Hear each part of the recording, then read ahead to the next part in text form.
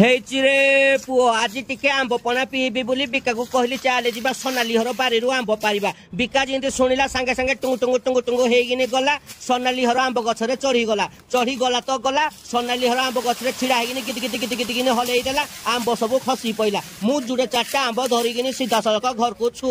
ସୋନାଲି ଦେଖିଲେ ତତେ ମାରିବ ରେ ବିକା ଓହ୍ଲେଇ ପଡ। ହେଇଛି ଆଜି ଆମେ ବନେଇବା ସୋନାଲି ଘର ବଗିଚାର କଞ୍ଚା ଆମ୍ବ ରିମଝିମ। ସର୍ବପ୍ରଥମେ ଆମ୍ବକୁ ଧୋଇ ନିଅ ତାପରେ ତା ଚୋପାଟାକୁ ଛଡେଇ ଦିଅ। ଛଡେଇ ଦେଲ ବର୍ତ୍ତମାନ ତାକୁ ପିସ୍ ପିସ୍ କରିକି କାଟିଦିଅ। କାଟିଦେଲ ଏବେ ଗୋଟେ ଜାଗାରେ କିଛି ଜିରା କିଛି ଶୁଖିଲା ଲଙ୍କାକୁ ଭଲ ଭାବରେ ଭାଜି ଦିଅ। ମିକ୍ସିରେ ଆମ୍ବ ପକେଇ ଦିଅ କିଛି ପୁଦିନା ପତ୍ର ପକେଇ ଦିଅ କିଛି ଲୁଣ ପକେଇ ଦିଅ ତାପରେ ଭଜା ହେଇଥିବା ଜିରା ପକାଅ ଭଜା ହେଇଥିବା ଲଙ୍କା ପକାଅ ଗୋଟେ କଞ୍ଚା ଲଙ୍କା ପକାଅ ପାଣି ଟିକେ ଦେଇକିନି ତାପରେ ତ